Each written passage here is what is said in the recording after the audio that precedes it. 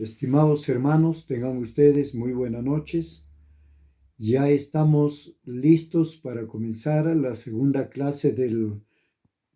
curso que estamos llevando de escatología de la Iglesia. Lamentablemente, como ya es de conocimientos de todo el país, no podemos congregarnos en nuestra iglesia y tenemos que hacer la clase que nos corresponde para el día de hoy jueves desde las redes sociales, y espero que ustedes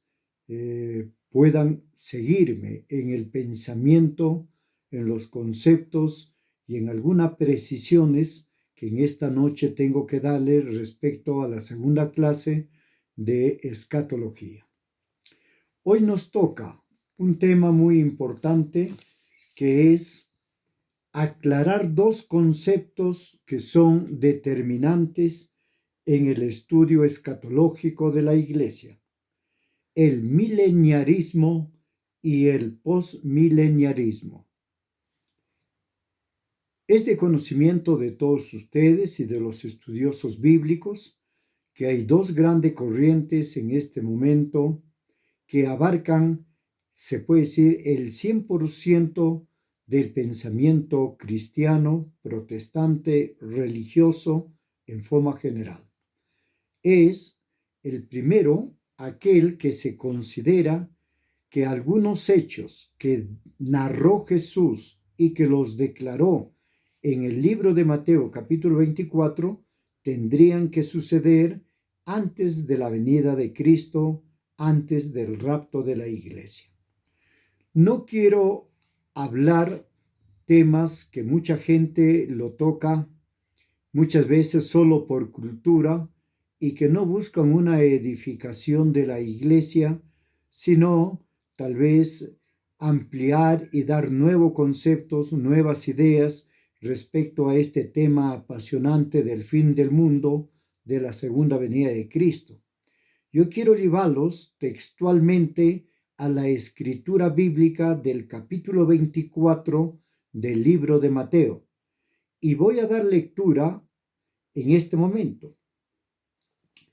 Cuando Jesús salió del templo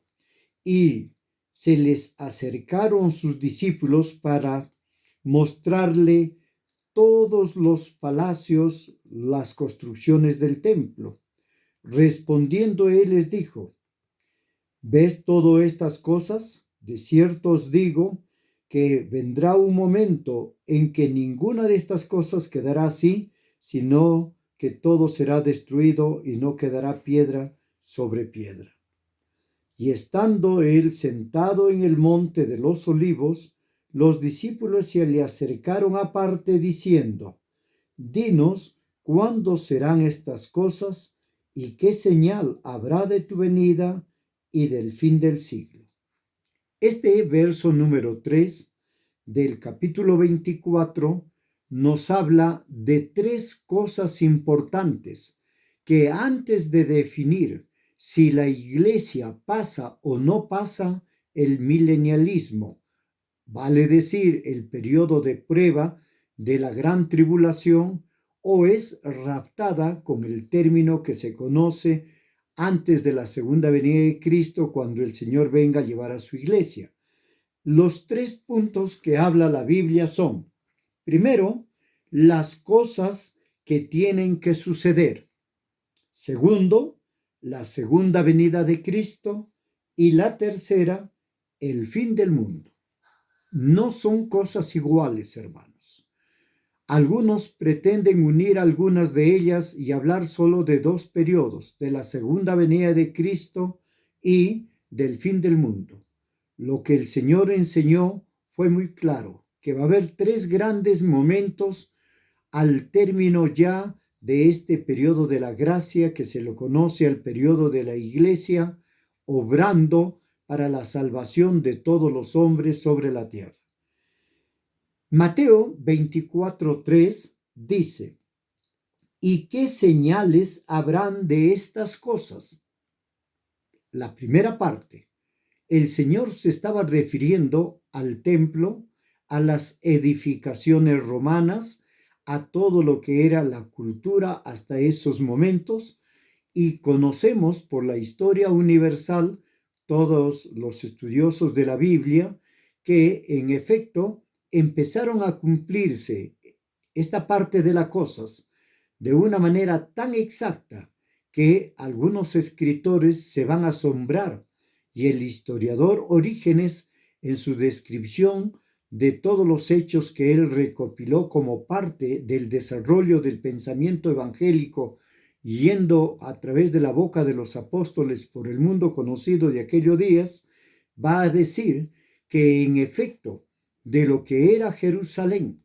de lo que fue parte de esta Roma que era gobernada por Tito, por el emperador Nerón en el año 68 al 70 de nuestra época, no empezó a quedar nada, ni piedra sobre piedra. Fue una destrucción tremenda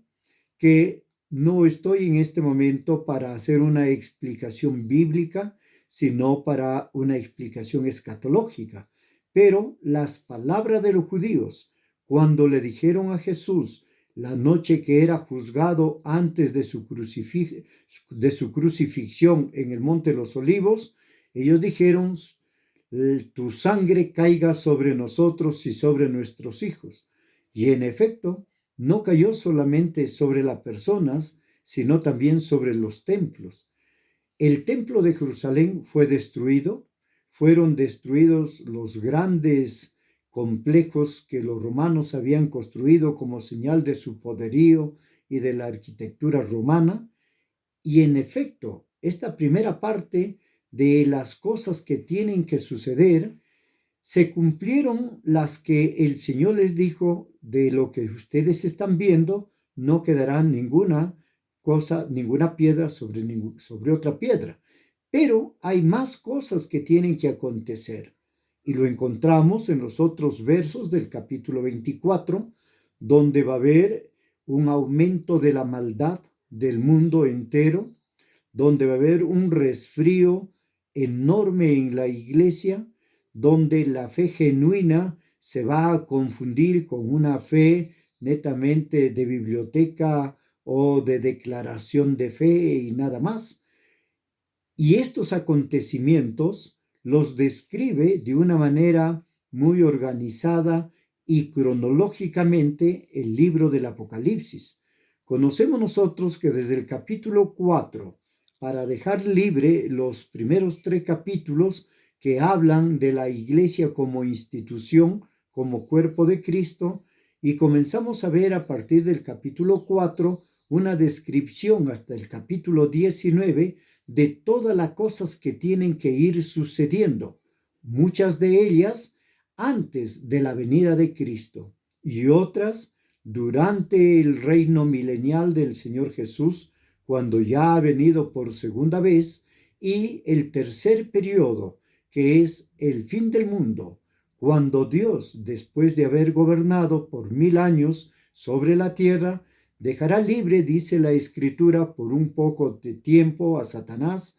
para que él haga la última parte de confirmar a través de su astucia y de su pecado que la justicia de Dios es eterna y absoluta y perfecta. Y habiendo recibido la humanidad un gobierno como nunca lo hubo en la historia de toda la humanidad, un gobierno de 1000 años, bajo la dirección de nuestro Señor Jesús y el reinado de nosotros, sus seguidores, que hayamos tenido ese honor de haber sido considerado por el Señor para administrar con Él la justicia social en este reino milenial, al término del cual, como es de conocimiento de todos nosotros los que leemos las Sagradas Escrituras, el diablo será suelto, volverá a tentar a la humanidad, y se olvidarán de la justicia, del amor, se olvidarán de la verdad, se olvidarán de un gobierno perfecto como nunca lo tuvo la humanidad, y oirán una vez más las palabras embrujadoras que van a las emociones, a los sentimientos de los hombres, y los hombres seguirán tras Satanás en vez de dar gloria y honra al Rey de señores, al único y soberano Señor de señores, nuestro Señor Jesucristo. Estos periodos que lo describe nuestro Señor Jesús en el capítulo 24 nos lleva a que nosotros cronológicamente podemos enlazar las profecías del libro de Daniel, de Ezequías y de diferentes porciones bíblicas que están referentes a la venida del Mesías en su primera venida, vale decir, en la encarnación humana, cuando nació de la Virgen María como un bebé,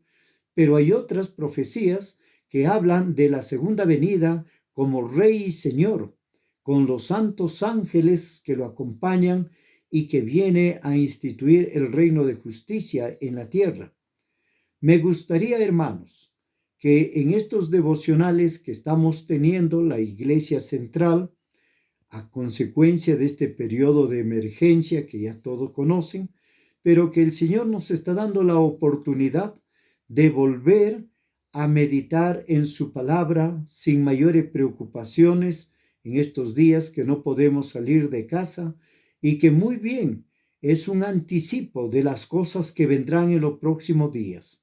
La Iglesia Universal del Señor Jesús ya está probando el inicio de los acontecimientos finales antes de la venida de Cristo. Recuerden que la primera parte que menciona el verso 3 de Mateo dice, y no quedará piedra sobre piedra, y esto ya aconteció. Pero las otras cosas que he mencionado, como la maldad en el mundo, la falta de amor y de fe en la iglesia, donde la falta de compromiso de muchos creyentes, donde mucha gente después de haber gustado la salvación en Cristo, pero los placeres, las grandes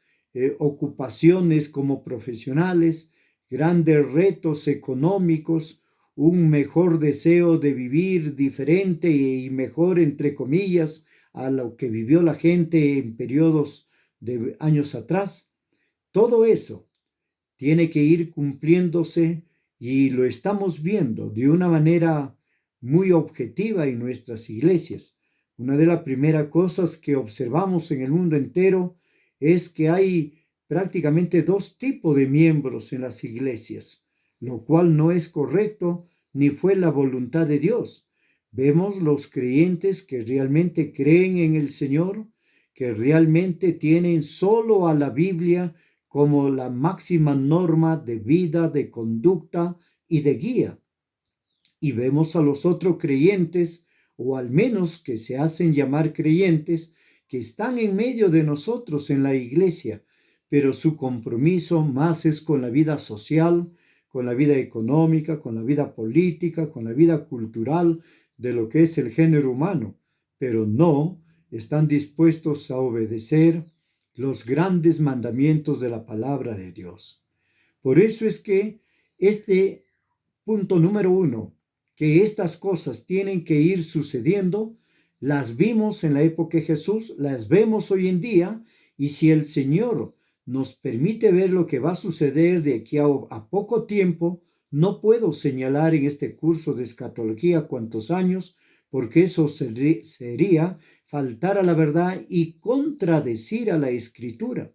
porque la Biblia nos enseña que nadie sabe cuándo vendrá el Señor Jesús por segunda vez, y lógicamente tampoco ni el enemigo de nuestras almas, Satanás, sabe, ni ningún ángel de los seres angelicales que sirven a Dios tampoco lo saben cuándo será la venida ni el fin del mundo. Solo tenemos las señales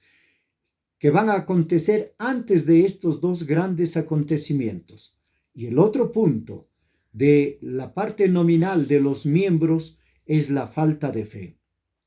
Hoy en día, en grandes congregaciones, se hace un esfuerzo enorme por predicar acerca de la fe, por querer los pastores y líderes que cada miembro tenga en su vida un ejercicio diario de la fe en Jesús y que la palabra de Dios se haga realidad y carne en la vida de cada persona. Pero es triste decirlo, que son muy pocos los verdaderos cristianos, sí, pero la gran mayoría solamente tienen un compromiso social o de costumbre o por herencia que algunos han heredado la fe de los padres que han sido creyentes, pero que ellos no han tenido un encuentro real todavía con nuestro Señor Jesucristo. Esta segunda parte de las señales lo estamos viendo. Hay señales que son matemáticamente muestras que cuando esto suceda estará cerca la venida del Señor Jesús. Por ejemplo, una de ellas dice la Escritura en el libro de Hechos capítulo 1, que cuando estaban mirando los apóstoles y los seguidores el ascenso de Jesús, en el verso 10 del capítulo 1 dice: y este mismo Señor Jesús que es tomado de entre vosotros, volverá otra vez, así como le habéis visto ir, todo ojo lo verá. Recuerdo en mis clases juveniles en el Instituto Bíblico de las Asambleas de Dios, en el denominado IBAD, que era realmente el centro de formación de mucha categoría, de mucho valer en aquellos días, antes de los nuevos conceptos religiosos tipo universidad, que por la modernidad hemos escuchado estos últimos 10, 15 años acerca de un cambio en la formación de los ministerios, de los líderes y de los siervos en las aulas de los institutos. Quiero decirles que en aquellos días nuestros maestros se esforzaban mucho por tratar de explicar esa frase, todo ojo lo verá, y se hacían esfuerzos enormes de matemática, de geometría, de cálculos de la Tierra hacia la Luna, para poder explicar que en algún momento el Señor vendrá en una gran nube con los ángeles tocando las trompetas y que todo ojo de todo ángulo de la tierra lo verá. Pero sabemos ahora, por estudios más avanzados de geografía y de astronomía, que una parte de la tierra, la mitad por decirlo, estará viendo hacia la parte de arriba, pero la otra mitad estará en el lado opuesto, lo cual contradeciría que todo ojo lo verá a través de una visión directa y personal del pueblo cristiano alzando los ojos al sonar de la trompeta. Entonces no lo veríamos. Ahora con los conocimientos modernos diríamos, esa explicación no era valedera. Y en efecto, tenemos que reconocer que el ser humano en diferentes momentos y los cristianos en diferentes momentos, tratando de explicar cada pasaje de la mejor manera, a veces se ha cometido errores. Pero ahora podemos decir, con el avance de la tecnología, de los celulares, de la vía satélite, de las computadoras, en este mismo momento, ustedes, hermanos, están escuchando una clase de escatología desde acá de mi casa, de mi escritorio, de mi casa, dirigida a todas las familias, líderes y a todos los anexos de la iglesia, y recordando todos estos libros que fueron parte de mi formación como pastor, y ahora muchos de ellos ya quedan solamente para el recuerdo y nada más. Hoy, con el avance científico, de la tecnología, de estas redes sociales, puedo decirles que cuando algún periodista o algún líder o alguna persona empiece a dar la voz de alerta y decir, miren lo que sucede en las nubes, que está viniendo Jesús por segunda vez, prenderemos nuestros aparatos, nuestros celulares, nuestras computadoras. ¿Qué objetos habrá de aquí a 5 o 10 años si el Señor tarda en venir? Y a través de esos objetos estaremos viendo un cumplimiento profético de que todo ojo lo verá cuando retorne el Señor Jesús por segunda vez a la tierra, ya no como niño, sino como Rey de Reyes y Señor de Señores. Pero no quiero terminar esta breve exposición escatológica, la segunda clase que tenemos en la Iglesia Central sobre esta materia, que es necesaria conocerla y tenerlo presente, hermanos, porque las señales que se están cumpliendo, que ya lo expliqué alguna de ellas, se seguirán cumpliendo de una manera muy rápida en los días que vienen, porque la Escritura dice que si aquellos días cuando empiezan los dolores, las pestes, las angustias, las guerras, los terremotos, si aquellos días no fueren acortados por causa de los escogidos, quizás nadie se salvaría. Entonces, entramos a la segunda parte, que es la venida de nuestro Señor Jesús. Pero antes de la venida del Señor Jesús, habrán varios acontecimientos importantísimos, y el más importante de todos ellos es lo que se conoce con el nombre del rapto de la iglesia, que en términos escatológicos es la parousia, que es un momento en que la iglesia, en un abrir y cerrar de ojos, como fue enseñado en una de las parábolas por el mismo Señor Jesús, seremos cambiados de esta naturaleza pecaminosa, de este cuerpo que tenemos, en un cuerpo glorificado, y estaremos ascendiendo para encontrarnos juntamente con Jesús en las nubes. Uno de los grandes acontecimientos antes de la venida de Cristo será esta, la más hermosa, el rapto de la iglesia. Pero hay otros acontecimientos, según el libro del Apocalipsis. Aparecerán falsos cristos en el mundo entero, diciendo: he aquí, yo soy el Cristo, mirad las cosas que hago. Y dice la Biblia que estos falsos cristos aún harán descender fuego del cielo y harán grandes milagros, que aún los escogidos del Señor Jesús le van a creer a estos falsos cristos y se perderán. Pero hay una característica en estos falsos cristos, porque ellos vendrán, pero la iglesia todavía no ha sido raptada, porque la obra del Espíritu Santo sigue vigente todavía. ¿Cómo podemos detectar a los falsos cristos? Primero, que van a contradecir alguna o muchas partes de las Sagradas Escrituras, que las van a mutilar, que van a dar una nueva interpretación antojadiza y de acuerdo a sus pensamientos, y se declararán los ungidos, los hombres que están viniendo como si fueran Juan el Bautista delante del anticristo que vendrá después. Hermanos, es un momento muy especial en que hay que tener mucho cuidado con hombres y mujeres que se declararán que son los Cristos, pero serán falsos Cristos, porque el Señor Jesús vendrá a llevar a su iglesia, y solo cuando ya esté el momento del rapto de la iglesia, podremos nosotros ver a la obra y a la persona de Cristo viniendo de los cielos a la tierra para instaurar el reino milenial.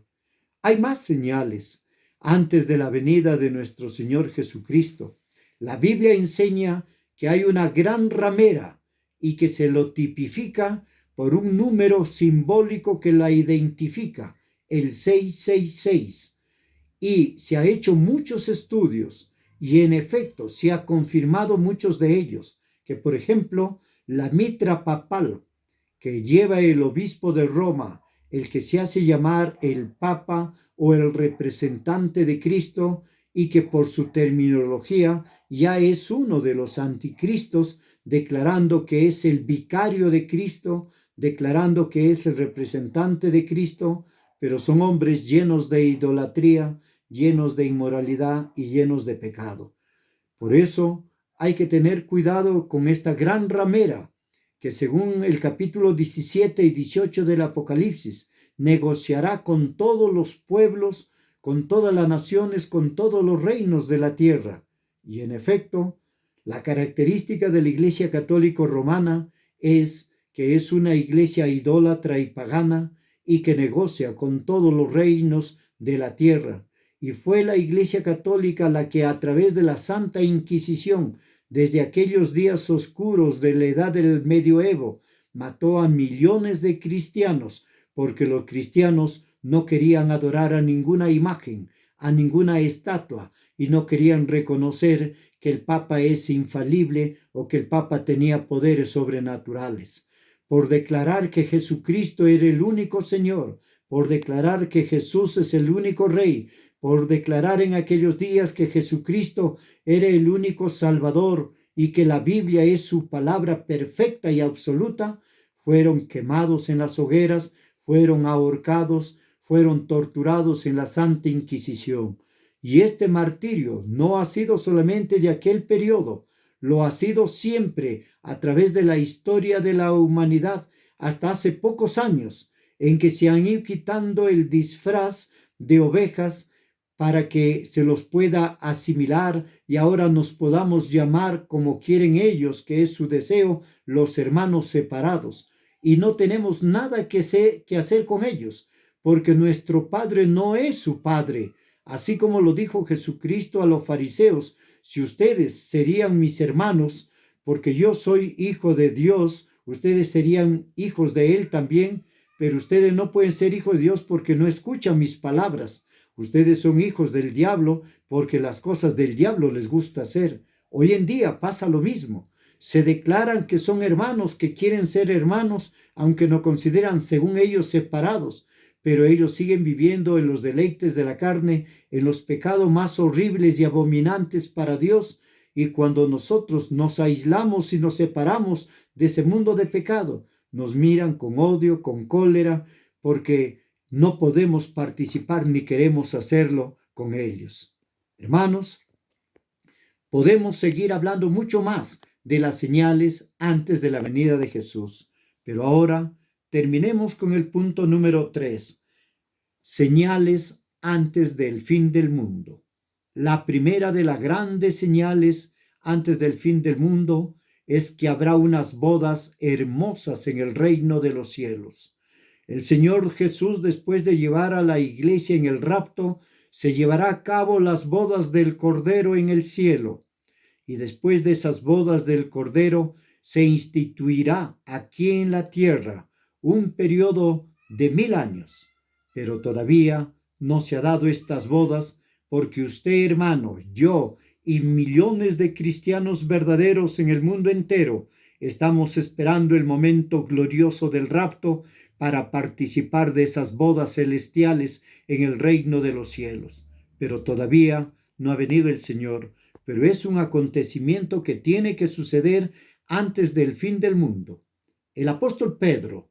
va a declarar en sus cartas que hay otros acontecimientos antes del fin del mundo. La luna no dará su luz y se pondrá muy oscura. El sol tendrá grandes problemas. Las estrellas, muchas de ellas, según su magnitud, se caerán y acontecerá cosas que la misma naturaleza, que la misma tierra está gimiendo por causa del pecado del hombre. Dice la Escritura que antes del fin del mundo y que el Señor haga nuevos cielos y nueva tierra, la tierra misma, a consecuencia del pecado de la humanidad, gime de una manera terrible, porque el hombre no ha respetado las leyes que Dios ha puesto cuando lo puso para sojuzgar, gobernar, administrar y disfrutar de la tierra que él había creado para la criatura que era la imagen y semejanza de él. Sin embargo, el hombre, como sabemos, hoy día, por el calentamiento global, por las plagas, por las epidemias y por muchas cosas que vienen, que no es sino el producto del maltrato del hombre a la tierra, sino que es el resultado de cómo el hombre, sin interesarle nada, que esta tierra es obra de Dios y que ha sido hecha para que nosotros podamos gozar y disfrutar sobre esta tierra. Sin embargo, el pecado nos ha enceguecido. La misma ciencia se va corrigiendo ella misma de productos que va creando y que después lo va descreando y lo va corrigiendo. Pero a través de la historia, tantas cosas malas que ha hecho el hombre, aparte del pecado, el maltrato de la tierra, hace, como dice la Escritura, que la tierra también gima por un cambio y por su redención. Y la Escritura nos enseña que la tierra también será redimida, que también habrá una regeneración. Y termina el capítulo 21 y capítulo 22 del libro del Apocalipsis declarándonos que habrá nuevos cielos y habrá nueva tierra. Y eso sí, ya se puede llamar el fin del siglo. Que faltan muchas cosas que tienen que suceder. En efecto, hermanos, lo hemos venido analizando en las diferentes clases en la iglesia, pero estamos a las puertas de acontecimientos que ya marcarán el periodo muy especial en la vida de la iglesia, el rapto de la iglesia y la aparición de nuestro Señor Jesús. Hermanos, en la próxima clases demostraremos ya no con los términos bíblicos y con los acontecimientos, tomando el pensamiento de Jesús en el verso 3 del libro de Mateo, sino tomando otras escrituras, iremos viendo quién tiene la razón en este momento en que la iglesia cristiana evangélica, o por decir con su propiedad, la iglesia de Cristo, no admite conceptos de premilenialismo ni posmilenialismo, sino que son hechos que al margen de estos dos términos, que quieren decir antes del rapto de la iglesia o después del rapto de la iglesia, veremos pasajes bíblicos que confirman que la iglesia no pasará la gran tribulación y que antes de los 3 años y medio, cuando tenga que manifestarse el inicuo, como así lo declara el libro del Apocalipsis, el hombre de pecado, el anticristo, el Señor vendrá por su iglesia y todos estaremos yendo a los reinos de los cielos. Estimados hermanos, para mí es un placer que a través de estas redes sociales les pueda alcanzar estos pensamientos que les pueden servir para afirmar su fe, andar vigilantes y estar como las vírgenes prudentes, llenando nuestras lámparas de aceite, para que cuando se diga, he ahí, llegó el esposo, todos estemos como esas mujeres prudentes con nuestras lámparas llenas de aceite y salgamos a recibir al esposo, al Rey de Reyes y al Señor de Señores. Que Dios los bendiga a cada uno de ustedes y sigamos orando en nuestros cultos familiares hasta el 30 de este mes, en que Dios mediante podamos ya estar de nuevo en nuestro templo para juntos adorar a nuestro Señor Jesús. Este periodo yo le estoy llamando un periodo en que el Señor está limpiando las lámparas, preparando las mechas para un avivamiento espiritual en Cajamarca y que nacerá en Rosesarón y en sus anexos. Sigamos adelante vigilantes, adorando a nuestro Dios y buscando que el Espíritu Santo no se apague ni apague el fuego de nuestros corazones. La paz de Dios con cada uno de ustedes, mis queridos hermanos. Que Dios los bendiga.